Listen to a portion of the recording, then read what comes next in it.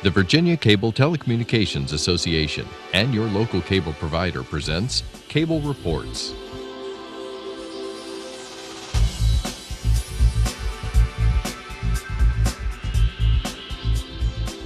Join us now as Cable Reports brings you up to date on current issues facing the Commonwealth through discussions with your local legislators and other policymakers from across Virginia.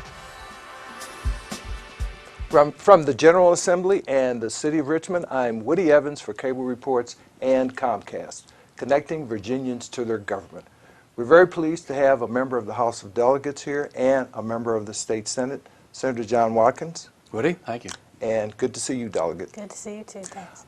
Give us a little bit about your background and training and what brought you here in terms of politics. Sure. Well, in my other life, I'm a lawyer, and I guess I got involved in politics. I come from a family that was always pretty community service oriented, and when I was in school, I was a huge nerd and got hooked on history, and the more I read about the Civil Rights Movement, the Kennedy administration, I felt that government was an important force for change. Politics looked fun, and I started volunteering really in high school, and once you get the bug, you never get rid of it. And Delegate McClellan, what committees do you currently populate? So I am the ranking Democrat on the Education Committee, and I'm on the Commerce and Labor and Courts of Justice. Tell us a little bit about the area you serve, its demographics, your constituency. Sure. I have sort of the northeast corner of the city from the Fan through Churchill, all of North Side. It's pretty diverse. I have, million-dollar mansions on Monument Avenue and every housing project north of the city and pretty much everything in between. It's a majority-minority district, subject to a lawsuit right now for redistricting. But it's, I like to say I have all of the cool historic parts of the city. And you've got a fairly large jurisdiction, which includes Powhatan, Chesterfield part, and Richmond part. Correct. What's it like? Well, I've enjoyed it. I mean, I am relatively comfortable in serving a diverse population, and I have been for many years now, ever since I got in the Senate. Really, I've never lived in a district that was solid one way or the other. So that suits me just fine. And of course, Powhatan has grown quite a bit. Well, it has, but right now in the Richmond area, it's somewhere between 85 and 90,000 voters, or excuse me, residents. In Chesterfield, it's about 105 to 110,000, and in Powhatan it's about 25,000. And of course, your background and experience is in the nursery business, if Correct. you will, banking, finance. Correct. My family business, I grew up in and worked in, still work in to some limited extent. But I also got involved in the development of a lot of the land that had formerly been nursery land when it became too valuable to grow trees on it. And back in about 1990, I guess, I with a group of folks out in Powhatan, started a small bank, and we've grown to a regional bank here that we got about 25 banks across Maryland and Virginia. Wow. Now, what about economic development in your district? Was it the Westchester and Watkins Center grew up a number of years ago? Right. That came out of land that we developed. Yes. Mm-hmm. And it's still interestingly enough, it came out just about the time that the recession started. So it has been subjected to some severe economic times. Yes, yes. But things are coming around. So that's and good. you both have similar interests in terms of committee assignments. Of course, you chair Commerce and Labor in the Senate. You're a member of the Commerce and Labor Committee here in the House of Delegates. Tell us about the work of that committee. Well, it regulates just about every business in the Commonwealth, financial institutions, public utilities, deals with employment and labor law, workers' comp issues, and it's a lot of very interesting issues. You know, over the past few years, we've dealt a lot with insurance benefits, health insurance issues, where we try to balance sort of the keeping a relatively light touch on businesses so that they can thrive and grow and contribute to our economy, but at the same time, making sure that there aren't excesses that end up hurting the general public or other parts of industries, and that their employees are treated fairly and given opportunities to retire with a good retirement. And so maintaining that balance is obviously part of your duties Sure. and responsibilities as chair of the Commerce Committee on the Senate side.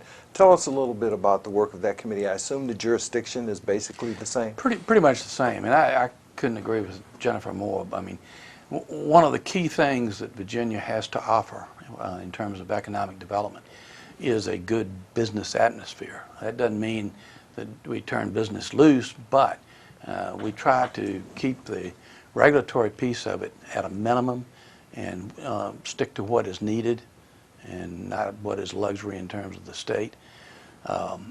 We deal with the Unemployment Commission, for example, is something else that I head up. That's taken a significant amount of work over the past 5 years, and it's coming. We're getting back to a point where the trust fund and all is got favorable balances where it needs to be. But the fact that we had it set up the way it was, we were able to take care of people that wound up at no fault of their own to wind up unemployed. And so do you see the economy improving in 2015 and throughout? I do. I'm one of those people. I'm an optimist. I think the glass is half full, and I do see the economy improving, the revenue stream. I'm on Senate Finance. State tax revenues are improving, but there's still some concerns out there. If the federal Congress does not come up with a budget by October of next year, we're going to see another round of sequestration, which is across-the-board cuts in federal spending. It will hurt many of the defense industries that are located in Northern Virginia and Hampton Roads, and even here in the Richmond metropolitan area. And when they do across-the-board cuts, there's very little you can do about it. And all of that hurts our economic growth and economic welfare. Yeah, I believe there are about 44 military installations throughout the Commonwealth and the Pentagon. So those kinds of impacts in terms of sequestration really, really hurt us. They do, and you also, it's not just the effect on the direct government spending, but we have a very large contractor community across the Commonwealth, and as contracts aren't renewed or funding gets cut for those, we've seen a hit there. So what we've tried to do, and the governor is very focused on this, is we recognize we need to diversify Virginia's economy and retrain some of our workforce. And we already had started doing some of that, with the tobacco industry, as we started to see those jobs go away, manufacturing jobs go away. We've always had some emphasis on sort of retraining and diversifying our economy, but I think with the pending sequestration, it's even more critical that we do that. Now, there were a number of special sessions last year, one of which dealt with, all of them dealt with really budget issues. And of course, there's still a hole that's going to have to be plugged in the budget going forward, and it has to be balanced, state constitutional provision. What kinds of things do you think are going to be cut? I'll defer a little bit to John, being not only on the Finance Committee but a conferee, but I think there is a strong desire not to cut, if possible, K-12 and higher ed, because I think everybody recognizes they're sort of the foundation of a good economy, and they've been cut pretty significantly over the years. You know, during the special session, we did have some significant cuts across some of the public safety agencies, which had avoided cuts in the past. You know, we reached the point where there is no fat, so whatever we cut is going to hurt. But you know, I'll have to defer to John on some of the specifics of where he thinks those cuts may end up coming from. Let's hear from you, Senator. Well, one of the areas that got, I'll use the word hit, but probably needed to be looked at anyway, is Department of Corrections. One of the things that we closed in my district was one of the large prison facilities, Powhatan Correctional. It's the oldest facility we have in the system, so it's very inefficient. But you know, we had, I think, between 7,000 and 8,000 people in there, and there are 600 jobs associated with it. Now, a lot of those jobs have been displaced, and you know, people have been moved to other facilities and that kind of thing. But that's a big hit. But we used the rainy day fund, which is allowed under its constitutional provisions, to backfill parts of it.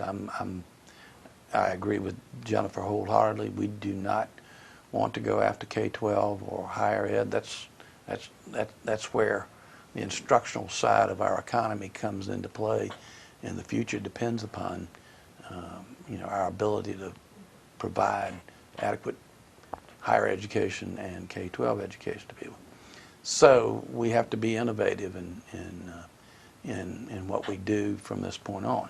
Luckily, we are seeing some revenue growth, but we're not, like I said, we don't know what the federal consequences may be in terms of a budget or the lack thereof. Now, we're starting to hear some reports from some students about tuition costs going up at our institutions of higher learning, and of course those institutions are critical, as are our community colleges. Correct. Do you see the funding levels being impacted at the community college level, for example? There is considerable focus, Woody, on the community colleges for training, specifically certificated training and apprentice-type training, workforce training. Not everybody has to have a college degree, but the technical side of the job and skills market is critically important. I had the opportunity about 2 weeks ago to visit Boydton, Virginia, and everybody looks at me and says, "Where's Boydton, Virginia?" Well, Boydton, Virginia is down on Route 58 between I-95 and I-85. Microsoft has invested a tremendous amount of capital in a facility down there. They have 4 data centers that are up and running now, and they're going to eventually, if plans hold up, they will build out 9 data centers in Boydton, Virginia. That is a huge investment in Virginia, and there are a lot of technical people that are required to set it up and operate a facility such as that. So those are the kinds of things that we have to keep our eye on. And you know, new kinds of businesses. I think the governor often you know, refers to it as a new economy, and we need to backfill, if you would, some of that loss that we're seeing in military and military support companies, and build new economies, you know, new skill sets, new businesses. One of the things that I'm working on is called ID management, which is something that's been difficult to get our hands around across the country, and it is a potential business model for the future, dealing with identification. Rather than going to a federally mandated ID system, this would allow individual entrepreneurs and companies to invest in coming up with a system that is protected, secure, that can be modeled for people to, like, I've probably got 50 different IDs and passwords that I have to keep track of. Right. All of them can be folded under one ID, and there'll be a biometric that you will utilize to be the basis for that ID system. And I know there's another major issue your committee in the Senate, your committee in the House will be addressing. We talked about it a little bit earlier, TNC, the Ubers and Lyfts of the world who are now competing against taxis. Right, transportation network companies. There's a very comprehensive piece of legislation, and I'm carrying it on behalf of DMV. There have been many meetings to come up with a means of assuring those companies that they can function here in Virginia, but also providing security for the consumer. The problem that you have is these companies are established around companies that don't own the vehicles that you're riding in. And we had to come up with some stipulated requirements in terms of what kind of insurance they have to have, when they have to have it, how do we ensure that the vehicle is safe, how do we ensure that the driver, the operator of the vehicle is not involved in criminal activity or hasn't been, has got some sort of identification, some sort of mechanism where law enforcement will recognize it and consumers will recognize it. It's very complicated. The TNCs, Lyft and Uber, abhor the idea of registration per se, like we have for most types of vehicles here in the Commonwealth of Virginia.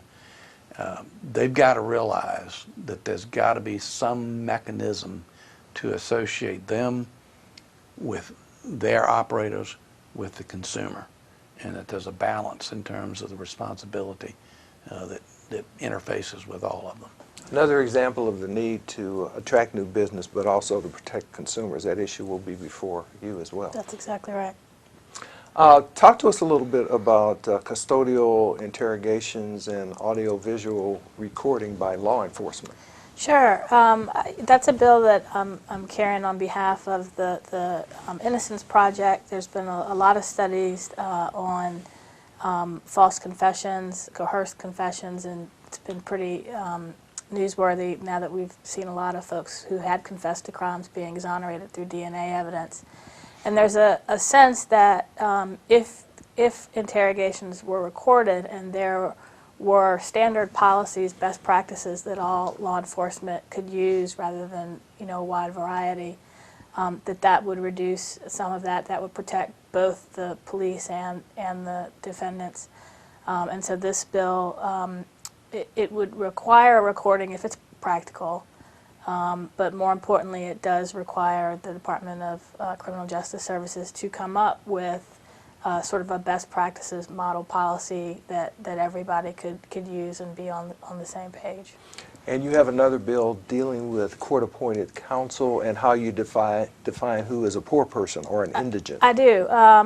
Those laws were created when ideas of poverty and the poverty line and who fits under it were very different and hasn't been changed. And there is a real issue with access to justice for the poor, and in some cases, sort of lower middle class folks who just can't afford a lawyer. And this bill is designed to, it won't fix it, but it will help.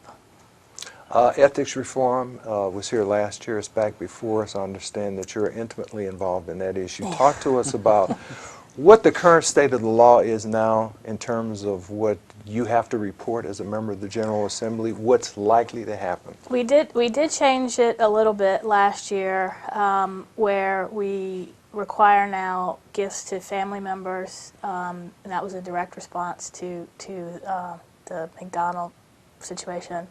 You have to report gifts to family members. We did put a gift cap in place for intangible gifts. Intangibles meaning? Entertainment, meals, like something that loses value or value changes. That's probably going to change. I think there's now a growing consensus that, you know, a gift is a gift, and if you're going to have a cap, it should apply to any kind of gift. There seems to be a growing consensus around $100. You know, you have to have some exceptions. You know, there are, you know, trips that we get invited on as part of our duties. For example, I'm on the Southern Region Education Board. They meet, you know, 3 times a year in different places, and the board itself pays for my travel for that. Technically, you know, that needs to be reported, but you didn't want an arbitrary gift cap to apply to that. I'm carrying the governor's bill, which would put in place an independent ethics commission, and as part of its duties would sort of, you know, approve some of that travel in advance, that I think will give everybody some comfort that you're not just, you know, going on a jaunt with somebody so that, you know, they can monopolize your time.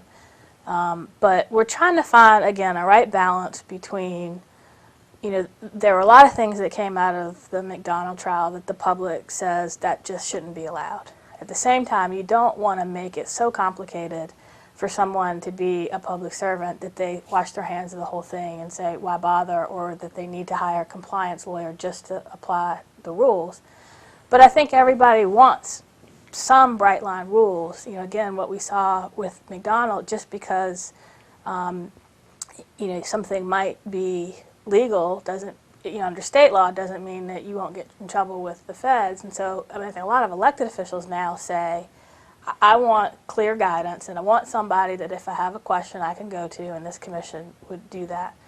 And we need to ensure the public that their elected officials are sort of independent and not unduly influenced by anybody. So it's, I think we tried to rush last year, and in some ways made things way more complicated. But again, with the commission that's been looking at this over the past year, we're starting to see a consensus of where we can improve without making things too complicated. How important, in your view, is this appearance issue? Because there seems to have been a groundswell of indignation from the public as a result of the McDonald conviction. I think that the only way elected government works is if there's an element of trust between the people and those elected. But as Jennifer pointed out, we have some inconsistencies that make it very difficult. You know, the bottom line, legislators, for example, are paid very little. And to dedicate the kind of time and effort, it becomes a tremendous stress to try to get everything done and try to find out the information that you've got to find out to actually be able to vote on pieces of legislation. And, you know, the other piece of it, the thing that still bothers me with regard to state legislation and state law, even with a commission, even with the changes in the law, the federal government can come in and apply a different standard that you're subject to. And whether you've gotten the okay from the commission or the okay from the Attorney General's office with regard to the statute, they don't care. So there's no immunity, is what you're saying. There is no immunity unless you're Johnny Williams, and he walked out scot-free, which is that's the most unjust thing about this entire trial. He got out from under an SEC investigation as well as the criminal activity that he initiated with regard to the McDonald trial. So, you know, it's frustrating to me because until the federal government decides what its actual definition of honest services is, it's wide open. It could be anything. And, you know, I think it's going to take a decision on the part of the Supreme Court to get to that. Maybe McDonald will take it there. I don't know. Let's talk a little bit about what you hope to accomplish in the Commerce and Labor Committee this session. Well, a couple of things that we're looking at that I think are critically important. One is what is referred to as 111D, the EPA rules that are coming out with regard to air emissions. And some are critical of us because Commerce and Labor took it up, primarily because of the economic impact that it potentially can have on Virginia. I don't debate and don't have issue with the concern that I have, as many have, with regard to cleaning up the emissions here in Virginia, clean air, if you would. But I do have issues with the inequities applied, particularly to Virginia, in terms of, number one, the timeline within which we will meet those standards. What it potentially will do is raise electricity rates for all Virginians in the matter of 30 to 40%. We have people in this state right now that are below the poverty line that cannot afford that kind of a rate increase over the next 10 years.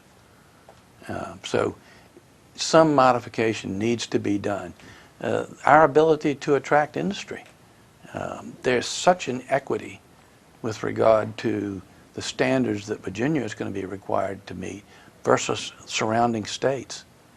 They definitely defer, or the default is to the other states because of the standards that they're putting on us. They give us no credit for the fact that we have 4 nuclear units that have no emissions. They give us no credit for the cleanup that has been done on the coal-fired units and the closing down of oil units across Virginia since 2010. No credit whatsoever. Got about a minute left. I wanted to give Delegate McClellan an opportunity to talk about her work on the King Commission. Sure. I'm now chairing that commission, and what we're focused on this year, obviously, is the 50th anniversary of the Voting Rights Act, which is still very much in the news with the Supreme Court's decision, and across the country you see some restrictive voting laws passing, and we're trying to make sure that doesn't happen here in Virginia. But we're going to be having a series of events, focusing on the history of the Act, what are the next steps, and where Dr. King's legacy still is relevant today, and where we still have a lot of Where work can to do. people get more information? We have a website. Pretty much if you just Google Virginia MLK Commission. We also have a Facebook page, and we're working on a Twitter account. Thank you, Senator McClellan. Delegate McClellan, Senator Watkins, for being here today. Woody, thank you. Thank you. Great. Thank you for watching Cable Reports, brought to you by the Virginia Cable Telecommunications Association and Comcast, connecting Virginians to their government. Until next time, I'm Woody Evans.